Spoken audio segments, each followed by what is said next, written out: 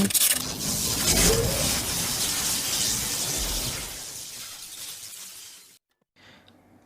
semua, balik lagi dengan gue di Teka-Teki Podcast Soccer. Kali ini gue bakal bahas pertandingan antara Arsenal menghadapi Manchester City, di mana Arsenal menang dengan skor 2-0 di FA Cup. Dua gol Arsenal cetak oleh Aubameyang. Eh, Seperti biasa, gue bakal bahas dari statistik dulu. Arsenal hanya menguasai bola 29%, Manchester City 71%. Dari statistik ini kita udah tahu Arsenal main parkir bus jelas banget. Meskipun yang gue nonton pertandingannya, meskipun sebetulnya Arsenal nggak murni parkir bus karena beberapa mereka sempat pressing setengah lapangan. Tapi ya udahlah, tendangan tidak tepat sasarannya Manchester City 10 kali, Arsenal 0, artinya Arsenal nggak pernah shooting sebanyak Manchester City. Mereka mereka nggak meng-create kesempatan untuk melakukan shooting. Untuk shooting tepat sasarannya Arsenal 4, Manchester City 1. Umpan Arsenal hanya 271 kali umpan, sementara City 630. Ini jelas banget dari statistik ini udah jelas bahwa Manchester City dominan pada pertandingan kali ini. Meskipun Arsenal dengan sederhana mereka bisa meng-create kesempatan untuk menyerang dan itu berbuah 2 gol. Yang pertama dari Aubameyang pada menit ke-19, dia manfaatin kesalahan back Manchester City yang lengah. Dia nerima umpan dari Nicolas Pepe. Terus yang kedua umpan long ball yang cukup matang. It's okay. 2 gol Arsenal masuk akal. Karena Manchester City memang ngepres hampir setengah lapangan, jadi nggak begitu fokus ke belakang. Oke, kalau dari susunan pemain sebetulnya Manchester City datang, Pep nurunin semua pemain terbaiknya, Gabriel Jesus, Mahrez maksud gue, David Silva, Sterling, De Bruyne, Gundogan, Walker, Laporte, Mendy, kipernya Moraes. Arsenal datang dengan Nicolas Pepe, Lacazette, Aubameyang, Bellerin, Ceballos, Saka, Niles, Mustafi, David Luiz, kipernya Martinez. Sebelumnya gue kalaupun gue jadi pelatih Arsenal pun mungkin gue akan melakukan hal yang sama. Kenapa? Kita semua tahu kan Manchester City, lini depan Manchester City setajam apa. Mereka punya Gabriel Jesus, mereka punya Sterling, De Bruyne, Mahrez, David Silva. Mereka punya lini depan yang benar-benar tajam. Dan kalau kita bandingin, kalau gue ngelihat skuad Arsenal terutama di belakang, David Luiz, Tierney, Mustafi, gue nggak bisa berharap banyak sama skuad gue. Jadi gimana caranya gue membendung lini depan Manchester City, ya gue mau nggak mau parkir bus. Karena apa ya? Karena gue pengen menang gitu. Karena kalau gue lihat cadangannya pun gue nggak bisa berharap baik dengan cadangan Arsenal, karena menurut gue Arteta nggak diberikan skuad yang cukup mumpuni lah buat sekelas tim yang bermain di Liga Inggris.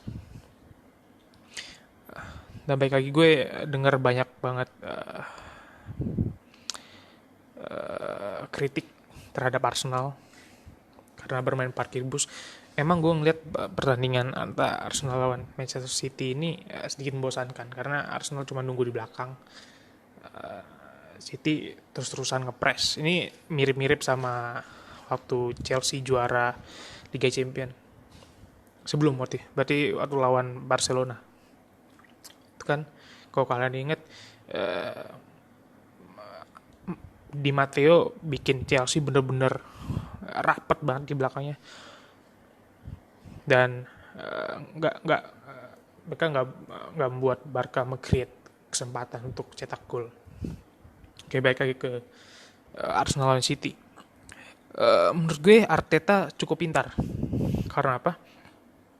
Karena dengan dia melakukan parkir bus dan dia tahu City bakal mati-matian nyerang. Karena apa?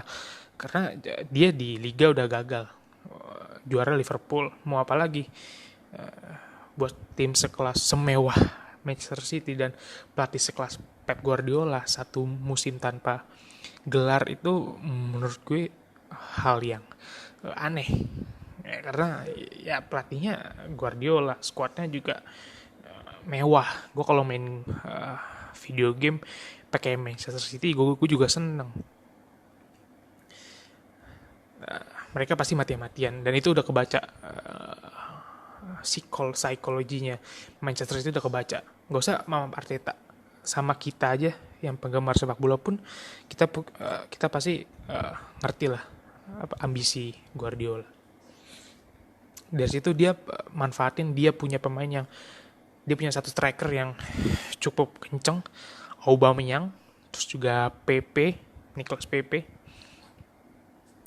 Dia juga punya salah satu kreator yang cukup bagus menurut gue dalam diri Dani Ceballos dan Granit Xhaka. Dia cukup sukses untuk mengatur ritme di tengah.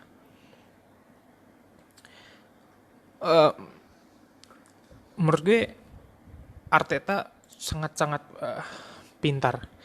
Dia berhasil membuat pemain Manchester City betul-betul kesusahan di lini pertahanan karena emang rapat banget. Gue nggak ngerti kenapa tiba-tiba gue bisa ngelihat seorang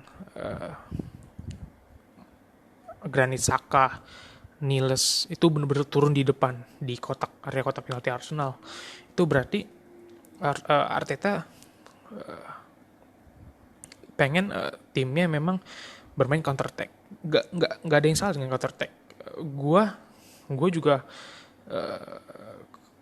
kalau jadi Arteta sekali lagi gue bakal ngelakuin hal yang sama karena ya gue harus tahu diri, squad gue nggak begitu mentereng, nggak begitu kompetitif buat melawan tim sekelas Manchester City yang menurut gue ini squad lengkap banget. Dan juga prediksi gue kenapa Arsenal bisa menang lawan Manchester City karena Arteta ini kan dulu asistennya Pep. Jadi Arteta ini tahu betul strategi yang diterapkan Pep kepada anak-anaknya di City. Pun dia berhasil menganalisa kelemahan dari taktik seorang Pep Guardiola. Jadi buat gue nggak begitu heran sih gue kenapa Arsenal bisa menang lawan Manchester City dan melaju ke final. Karena yang pertama Arteta cukup pintar, dia juga mantan asisten Pep. Yang kedua juga dia tahu bahwa pemain Manchester City berambisi untuk meraih paling tidak satu trofi domestik lah buat mengobati kegagalan di Liga. Itu juga City juga sebenarnya masih punya kesempatan untuk di UCL, UEFA Champions League. Jadi menurut gue cukup adil pertandingan kali ini. Dan ya gue mengucapkan selamat kepada para fans Arsenal. Semoga kalian bahagia tembus final. Ya, semoga tim kalian meraih target yang kalian pengen. Piala FA itu bukan trofi ecek-ecek ya, maksud gue bukan trofi biasa. Buat sekelas Inggris, Piala FA ini ya cukuplah mengobati sakit hati kalian kalau kalian ngelihat ranking di Liga Inggris. Arsenal terseok-seok, nggak masalah. Mungkin selama ada Piala FA terobati. Paling nggak juga Arsenal bisa main di Eropa lewat Piala FA. Kalau gue ngeliat juga posisi Arsenal ini mirip dengan posisi Napoli di Liga Italia. Italia berhasil ke Eropa lewat jalur Coppa Italia, sementara di Liga Italia sendiri gap antara Napoli dengan Milan dan Roma itu terpaut kurang lebih 5-4 poin. Lumayan jauh, tapi walaupun begitu jauh, maksud gue mereka udah ngunci satu tiket ke Eropa. Jadi mereka main gak ada beban. Dan itu yang mungkin terjadi di Arsenal juga. Oke, itu dulu dari gue. Jangan lupa subscribe, like, dan share podcast ini. Jika kalian senang, monggo. Kalau kalian gak suka, dengerin aja dulu. Oke, thank you dari gue.